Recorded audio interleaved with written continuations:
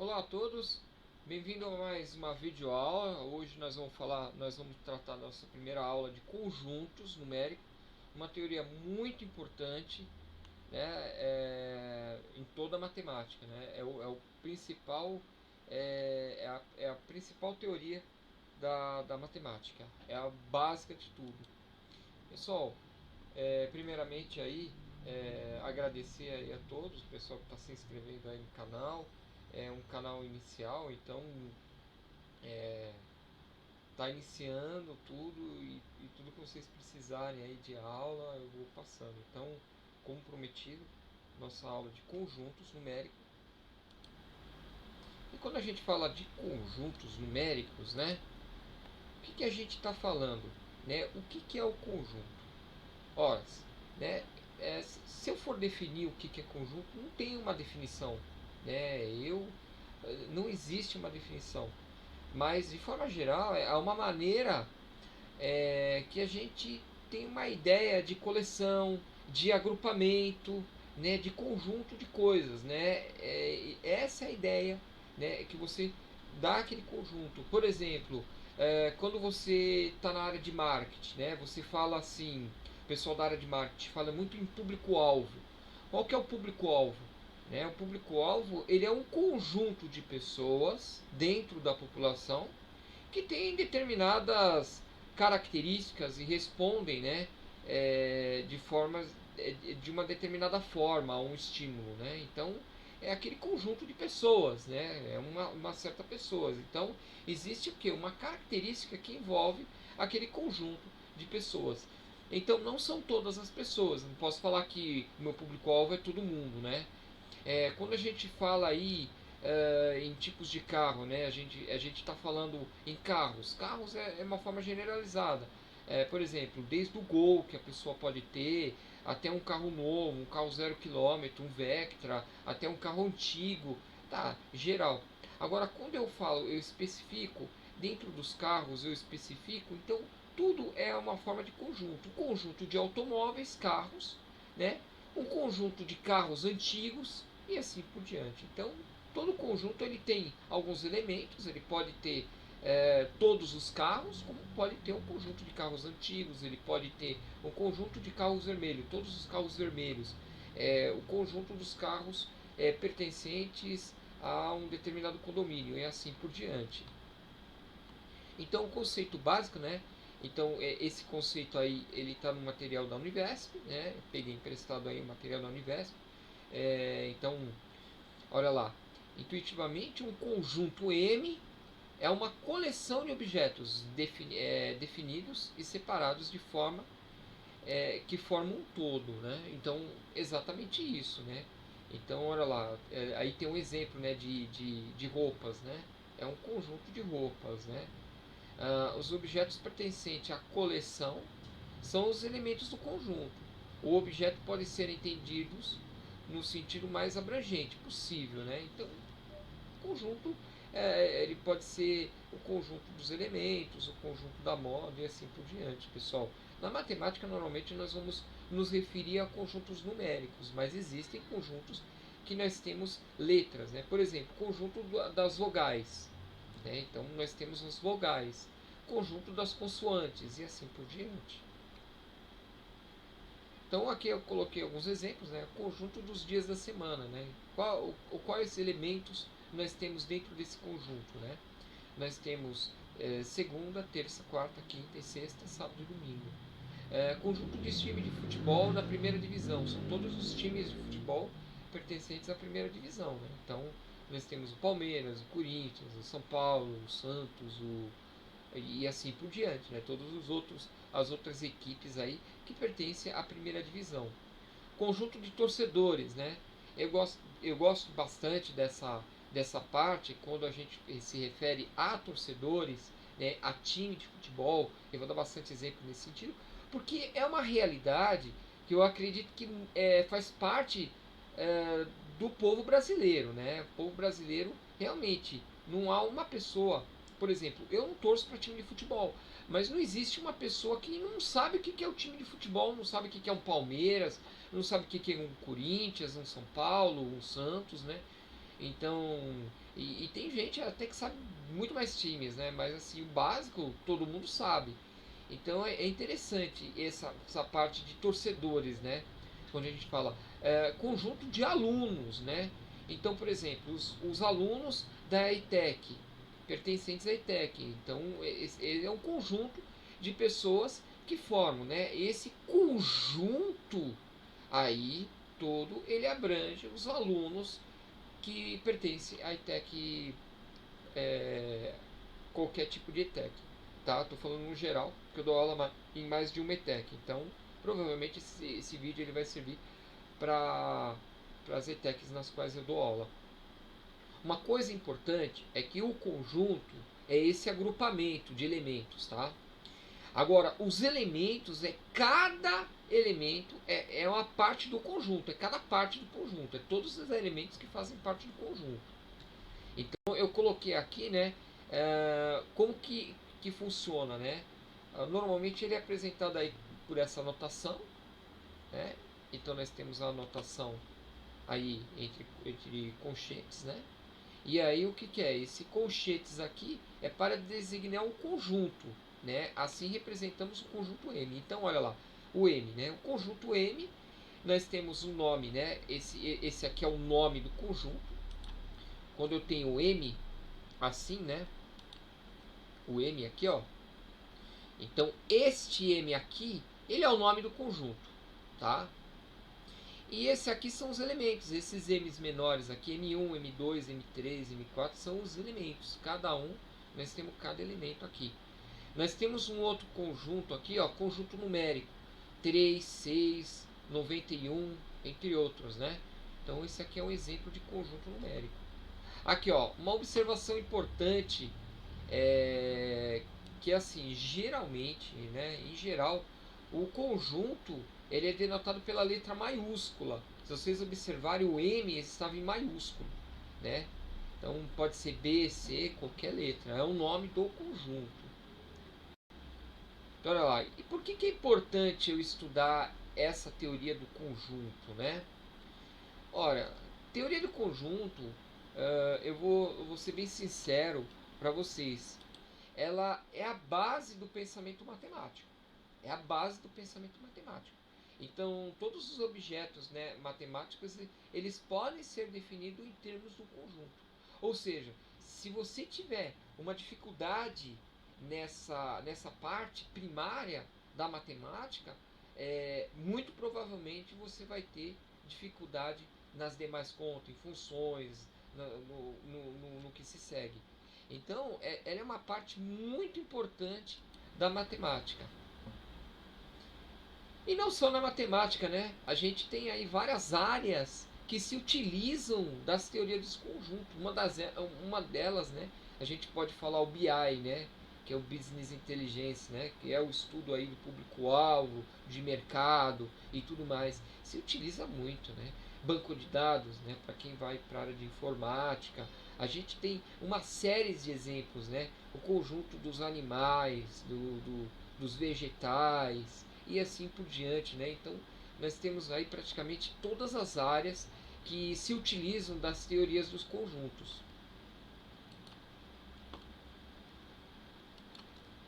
Continuando aqui, nós temos um conceito bem importante, que é o conceito de pertinência. Né? Então, o que é isso aí? É quando você está relacionando um elemento com um conjunto. Tá?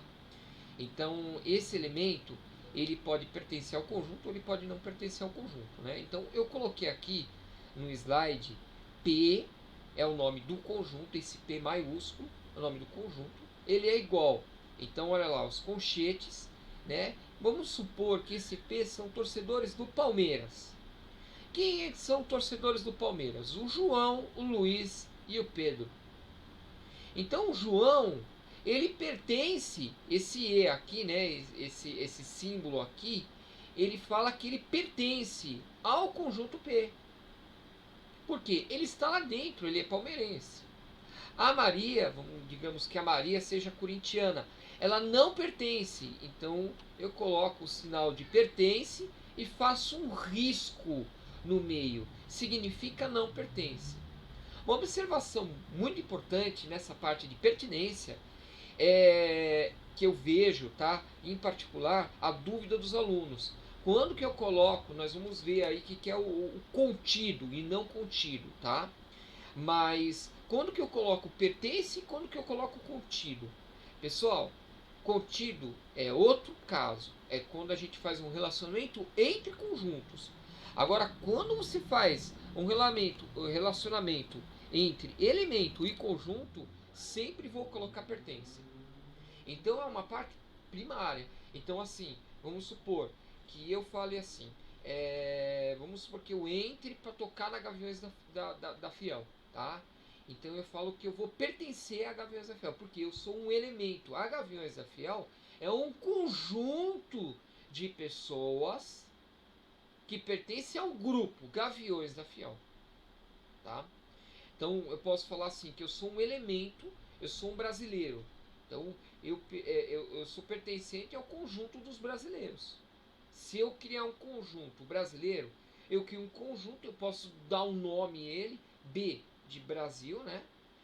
Colocar entre conchetes, colocar todos os nomes dos brasileiros. Vão ser infinitos nomes dos brasileiros. Vão ser um monte de nome. Dentre esses aí, eu vou estar lá. Provavelmente eu vou estar lá, tá? Tanta gente que até pelo CPF, né? E até pelo CPF deve ter CPF igual. Então é assim por aí, tá? É um conjunto muito grande. Mas eu posso me colocar como conjunto dos professores, né? O conjunto dos professores da ETEC, por exemplo, da ETEC Paulistano, uma ETEC que eu dou aula, da ETEC Caieiras, uma ETEC que eu dou aula. Então eu pertenço à ETEC Caieiras. Eu sou um elemento, eu não sou um conjunto, eu sou um elemento, né? Eu uma pessoa e assim a outra pessoa, como pessoa, tá? Então vamos lá. Esse aí é um conceito muito importante de pertinência, né? A gente vai elucidar algumas coisas. E antes de começar a fazer alguns exercícios, algumas demonstrações, eu vou colocar para vocês o conceito de apresentação do conjunto, como que ele pode ser apresentado. Ele pode ser apresentado através das chaves, né, como eu coloquei aqui, né? Então, olha lá, primeiro conjunto, o exemplo, Ana, Roberto e Carlos. O segundo conjunto, Roberto, Carlos e Ana, e assim por diante, né? Nós temos aí alguns conjuntos aí, alguns exemplos de conjunto. Também posso ter alguns conjuntos com alguns números e tudo mais. Eu posso especificar através de uma propriedade. Isso me facilita, né? Aí você deve estar perguntando, pela propriedade eu não gosto pela propriedade. Normalmente o aluno realmente, muitos alunos eles não gostam muito dessa parte da propriedade, mas a propriedade é muito importante. Imagine que você tem um conjunto, que eu falei um exemplo do conjunto dos brasileiros, quer dizer, um conjunto que para representar através dessa primeira parte, entre chaves, seria praticamente impossível, né? Representar, por exemplo, numa folha. Teria que ter uma letra muito pequena, mas muito pequena mesmo, praticamente minúscula, para poder representar todos os brasileiros dentro desse exemplo aqui, né? Essa parte aqui, né? Pela lista de elementos. Então, na lista de elementos eu não consigo. Agora, especificando a propriedade é diferente, porque a propriedade ela me permite aí demonstrar conjuntos menores ou maiores, independente. Ele abre uma possibilidade muito maior de representatividade de conjuntos. Então, vou dar um exemplo aí como é que funciona, né? Eu tenho alguns exemplos, mas depois a gente vai ver com mais detalhes. X pertencente ao conjunto dos números inteiros, e esse traço é tal que, e nós temos a propriedade. O que é número inteiro, né? Qual o conjunto dos números inteiros, nós vamos ver direitinho essas propriedades. Então, olha lá, antes de começar, né? Antes de começar a falar sobre a representatividade desse conjunto, né? Quando o conjunto ele não tem elemento, ele não tem elemento nenhum, nós falamos que esse conjunto ele é vazio. Ele pode ser representado por essa parte, certo? Assim, dessa forma, ou assim, tá? Então, nunca das duas formas ao mesmo tempo. Bom, pessoal, nessa parte eu fiz aqui uma uma gambiarrinha, né? Uma espécie de gambiarra, tá? Cena 2. A cena 2 ela não está funcionando, faz parte aí do nosso show, tá? Faz parte aí, né? Ela já vai funcionar. Pronto. As primeiras videoaulas são terríveis. Faz parte. Bom, pessoal, mas aparece de tudo. Toca telefone, né? Aparece de tudo. A gente tá aí para isso, né? A gente tá aí para batalhar. Bom, pessoal, eu tenho uma câmera aqui, né? É uma câmera de segurança, né? Praticamente, né? E aí eu vou demonstrar aí, né? Uma parte. Então, por exemplo, o que eu havia falado, que o conjunto ele tem um nome. Então eu vou colocar os conjuntos dos corintianos. Conjunto do corintiano representado pela letra C de Corinthians, correto? A chave, mas dessa vez, ao invés de colocar os nomes, porque se eu for colocar o nome de cada corintiano, vocês conseguem fazer caber nesta folha? É impossível. É impossível, né? De nenhum time, nem do Guarani, eu vou conseguir colocar. Ainda mais o Corinthians. Corinthians é a maior torcida de São Paulo. Eu não vou conseguir colocar dentro dessa folha. Mas eu posso falar genericamente, que ele é um elemento X, sempre vai começar. Esse X aqui, essa primeira parte, é isso que eu acho importante a gente fazer devagar.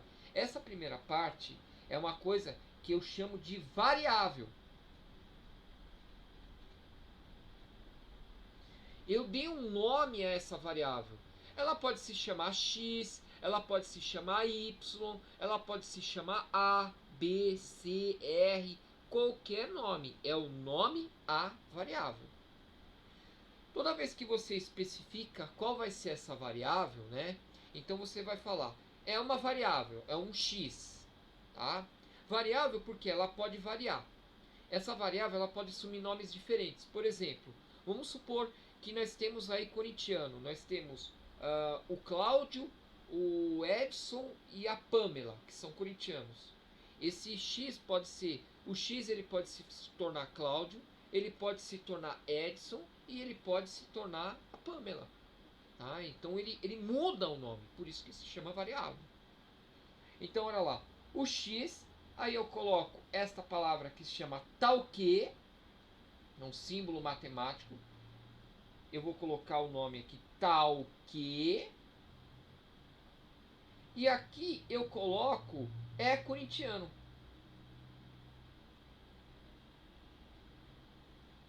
E fecho aspas. E o que é esse é o corintiano? É corintiano é uma propriedade que nós temos nesse conjunto. Nós chamamos nessa propriedade aí, né, o que vai definir o conjunto, ela tem um nome chamado lei de formação. Então, vamos colocar aqui bem grande, lei de formação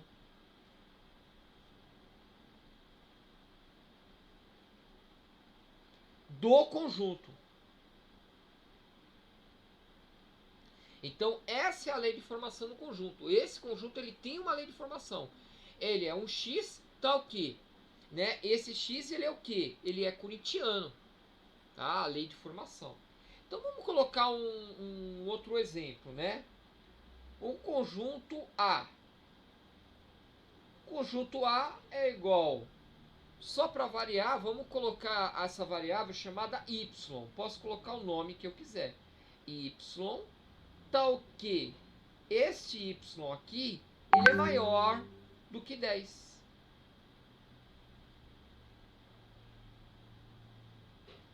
Certo? Ele é um número maior do que 10.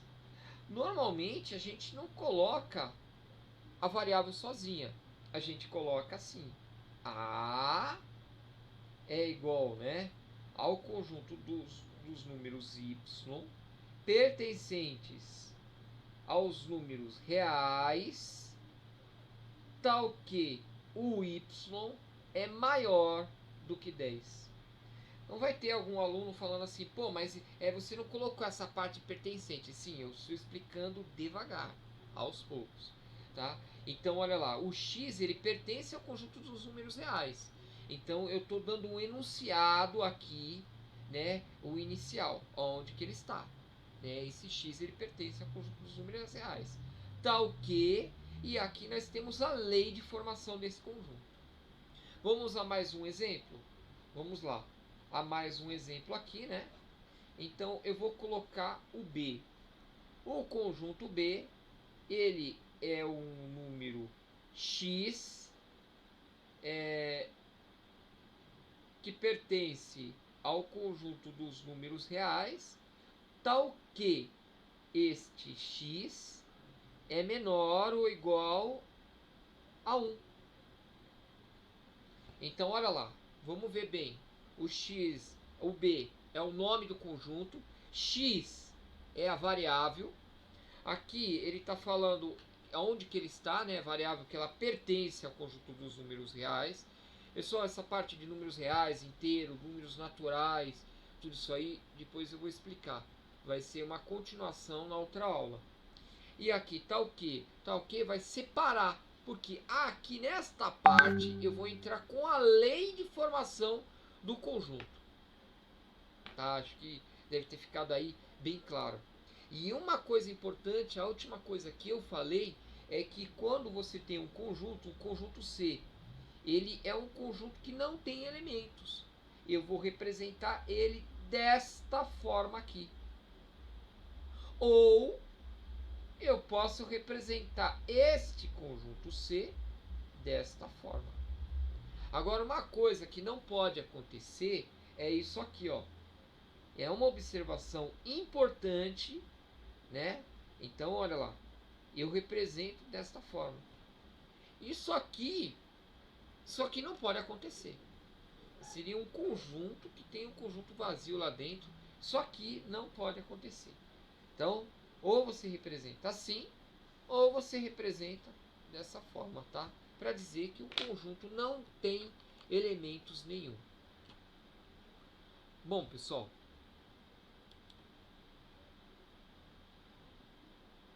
acho que ficou bem claro, né? Apesar da câmera ela ser uma câmera de segurança e talvez, né, tá dentro do software, não conseguir colocar a tela inteira, seria perfeito se eu conseguisse colocar a tela inteira, né?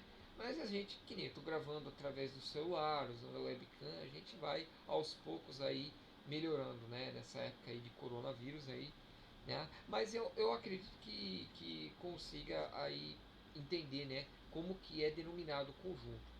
E tem uma outra coisa importante, então vamos voltar na aula lá. É uma outra coisa importante, além disso aí, né? Que a gente faz referência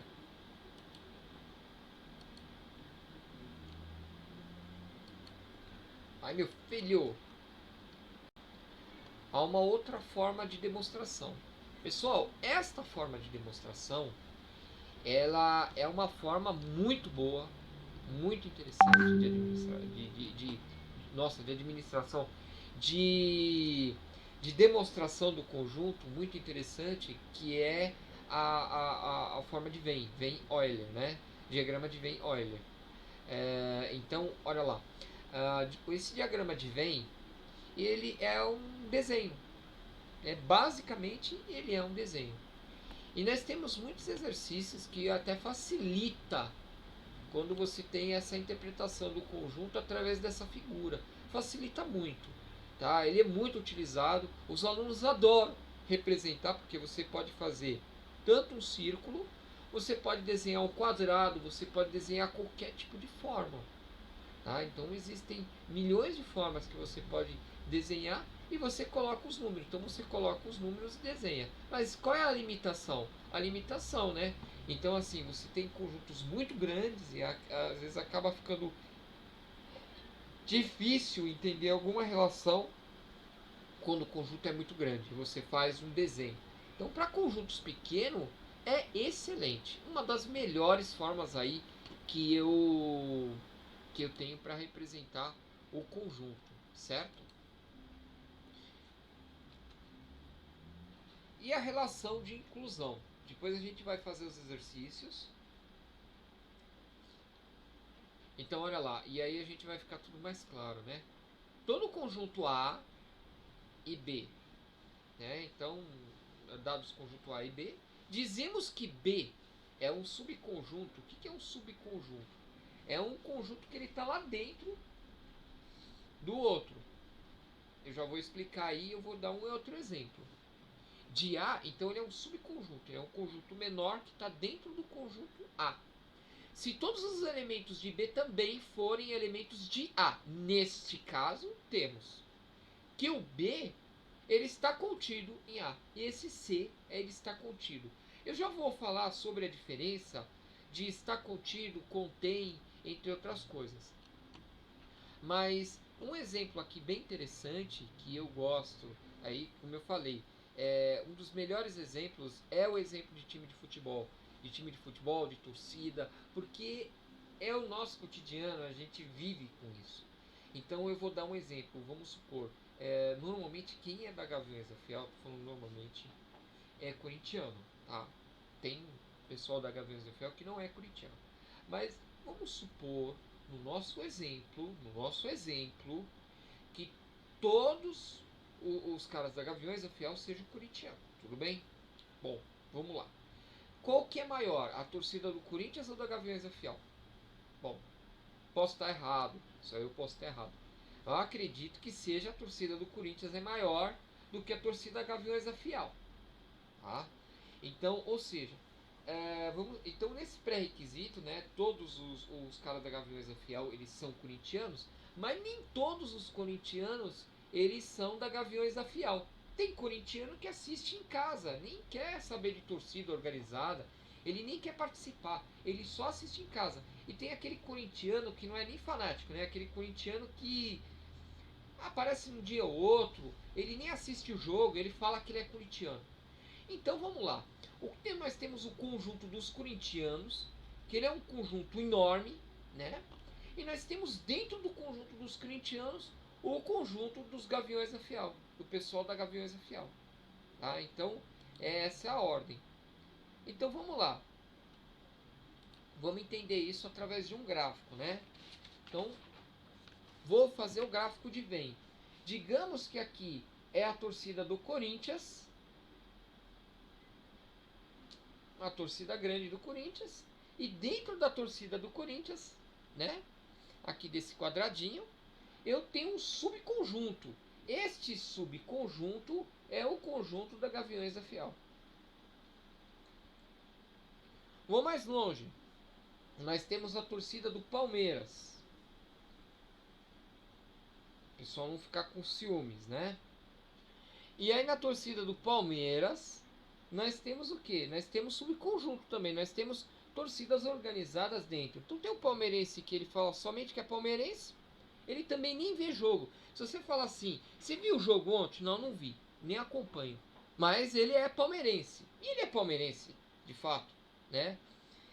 Cada um torce de um jeito, ninguém é obrigado a torcer do mesmo jeito. Agora, eu tenho duas torcidas, a Mancha Verde, né? A Mancha Verde, eu vou representar por M. Eu tenho a torcida da TUP, que é outro. Para quem não conhece, muitas pessoas não conhecem essa parte de torcida da TUP. Existe, tá? Torcida da TUP e da Mancha Verde. São dois grupos diferentes.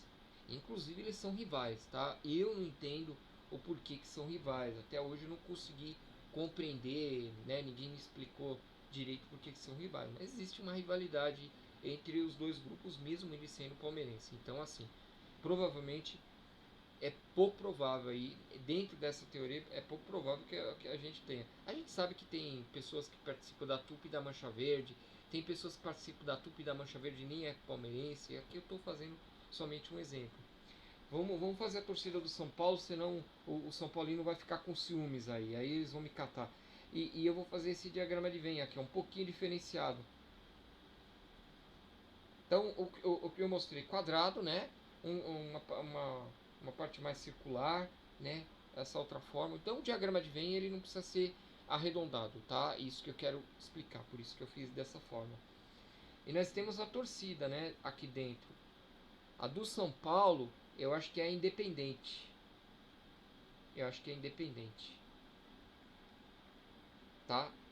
Eu acho que é independente. Posso estar errado, mas é independente ali, tá dentro da torcida do São Paulo. Tem outra torcida também, acho que é Dragões da... Peraí, independente... Eu acho que é independente, tá? E aí eu não tenho uma certeza. Bom, mas vamos voltar à matemática, né? Que é melhor. Mas tem as Dragões é outro, né? Outro subgrupo aqui, Dragões. E assim vai. Tudo bem, pessoal? Um outro exemplo que a gente poderia dar aí talvez seja o conjunto, né, das pessoas com coronavírus, né, como a gente está aí, né, atualmente aí nessa situação. Existem pessoas que contraíram a coronavírus e pessoas que contraíram a coronavírus. Como assim? Um grupo maior de pessoas que tem coronavírus e tem pessoas que estão dentro do hospital, que são pessoas que contraíram o coronavírus, mas é um subgrupo, é um grupo pequeno dentro de um grupo maior que são pessoas que contraíram o coronavírus. Eu acho que dá para ter uma noção aí de entendimento, né? Que é um subconjunto, né? Que é uma parte bem interessante aí. E quando a gente fala está contido, contém, não contém e assim por diante, vamos lá. Nós temos alguns símbolos aqui, né? Que vão ser utilizados aí ao longo. Depois eu vou passar uma dica fácil para a gente saber, tá? Então, primeiro, né? Ele é contido, né? Então você tem contido, não está contido, contém e não contém. Tá? Então nós temos aí 4 opções, 4 formas diferentes de se falar. Tudo bem? Bom, vamos entender isso aí um pouquinho melhor num exemplo, tá? Eu acho que fica melhor. E aí eu também vou desenhar vou rabiscar alguns exemplos, tá? A, né, está contido em B. Então, A está contido em B. Ou seja, todos os elementos que estão no A, eles estão em B. Pessoal, se ele está contido, é porque ele está lá dentro do elemento. Você concorda? Então, observe uma observação importante. Quando eu falo que o A ele está contido em B, vamos dar então vamos entender que o A ele é um conjunto menor do que o B. Por quê? Todos os elementos do A eles estão lá dentro do B. Eu vou dar um exemplo, né? Então, assim, o estado de São Paulo ele está contido, né, no Brasil, né, no país Brasil, né? Agora, por que ele está contido? Porque ele está dentro do país Brasil. Agora, existe a possibilidade do Brasil estar dentro de São Paulo, do estado de São Paulo? Não dá, entendeu? O estado de São Paulo é menor do que o território brasileiro. Então, o território de São Paulo ele está contido no território brasileiro. Essa é a ideia, tá? Então, olha lá. Uma coisa importante, não sei se você percebeu, né? Esse C contido. Já vou comentar sobre esse C. Vamos supor que o C ele não está contido em B. Então a gente fala assim, que a torcida da Gaviões da Fiel ela não está contida a Gaviões da Fiel não está contida no Palmeiras. Por quê? Nem todo.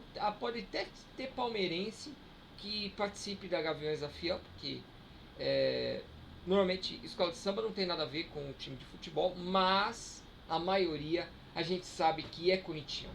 Então não tem como falar, não, entra todo mundo. Não, a maioria é corintiano, tá? Então assim, a gente sabe que não está contido. Isso é uma verdade. Tá? Que tem gente lá que é declarado, né, que dá a vida lá pelo Corinthians lá dentro lá da Gaviões da Fiel e não é torcedor do Palmeiras, né? Então não está contido, tá? Então não está contido à medida que os elementos do conjunto não são diferentes, né?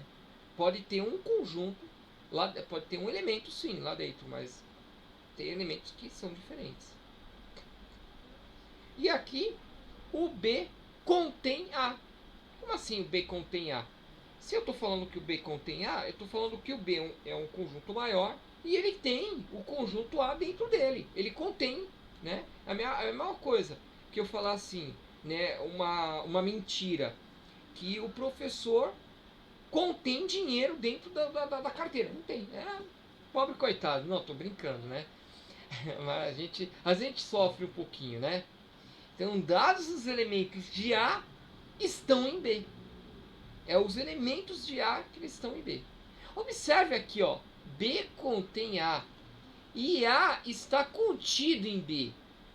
Vocês já observaram uma característica aqui?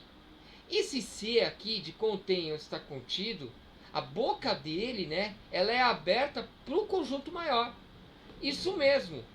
Na dúvida, né, muitos alunos têm a dúvida, né, eu vejo essa dúvida normal entre os alunos, eles falam assim, é contido ou está contido, né, contém ou contido.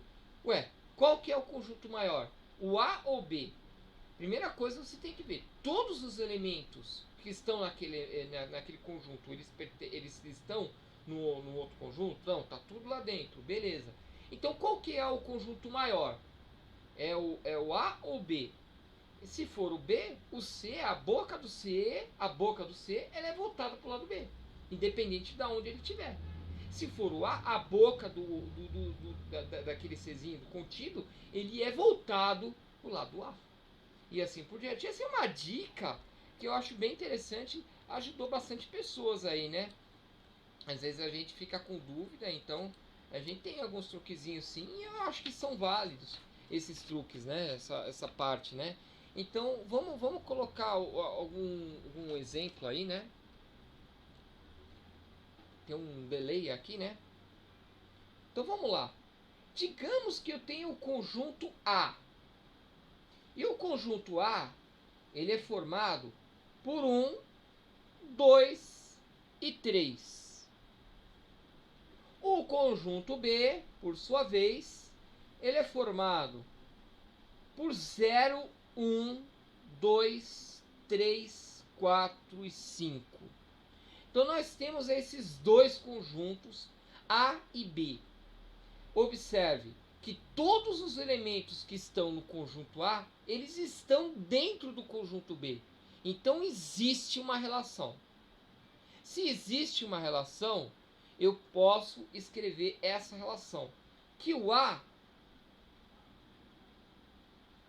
ele está lá dentro do B. Eu vou colocar aqui. Ou B, A. Vamos lá, pessoal. Então vamos pensar um pouco.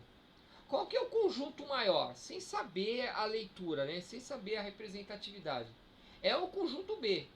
Então, se ele é o conjunto B e se existe uma relação, eu vou desenhar o C. Eu não vou desenhar o C cortado. Eu vou desenhar o C. Essa boca é para o lado maior. Ou seja, para o lado maior. Qual que é o conjunto maior? A ou B? É o B. Então, desenhado para o lado maior. Aqui nessa outra representação, B e A. Qual que é o conjunto maior? O B. Então, o C vai ser desenhado aqui, né? Pro lado B. Como que eu leio? A, essa primeira aqui, ó. A está contido em B. E aqui, B contém A. Vamos lá. Será que é A contém B ou B contém A? Ou o A está contido? Pensa bem. O A, se eu ler A contém B, tem como o A conter B aqui? Tem como imagine só, você falar assim, que o município de Osasco contém o país Brasil lá dentro dele. Tem cabimento uma coisa dessa? Não. Então, porque o A é menor. Então o A não contém B. O A, ele está lá dentro. Então o A, ele está lá. Quando eu falo está lá dentro, é está contido. Ó, está lá dentro. Está contido. Essa é a grande dica para a gente não esquecer. Agora, quando eu falo o B ele é maior. O B está lá dentro de A? Não. Então o B contém A. Então essa é a diferença. Então assim você consegue diferenciar, eu acho que com mais facilidade, né? Dá uma facilidade maior para a gente diferenciar quando contém, quando está contido, que é uma dúvida comum entre os alunos. Vamos lá para a aula. Então, olha lá. Depois a gente vai fazer alguns exemplos. Eu acho sempre importante alguns exemplos, exercícios, porque eles facilitam. Pessoal, essa aí é a referência bibliográfica, tá? Tem partes que foram recortadas, né, de materiais e estão aí as referências bibliográficas. Não inventei nenhuma teoria, não inventei nada, tá? Eu só fiz um recorte para facilitar. Nas próximas aulas, nós vamos ver aí mais parte, né? Mais parte da matéria, né? Nós chegamos até o relacionamento, nós vamos ver uma parte de operações de conjunto que ela é muito importante, a operação de conjunto, né? Então nós vamos falar de conjunto união, nós vamos falar de conjunto intersecção e nós vamos falar aí da quantidade de elementos que estão dentro de cada conjunto. E aí dentro dessa aula vai ter um plus que é um exercício, né? Nós vamos fazer aí alguns exercícios bem interessantes aí com relação a quando a gente fala operações de conjunto, né? Alguns exercícios básicos, e aí eu vou gravar uma videoaula, uma terceira videoaula com mais exercícios que são um pouquinho mais complicados, né, envolvendo aí faculdades, concurso público e tudo mais, aí selecionado aí e pertinentes ao assunto.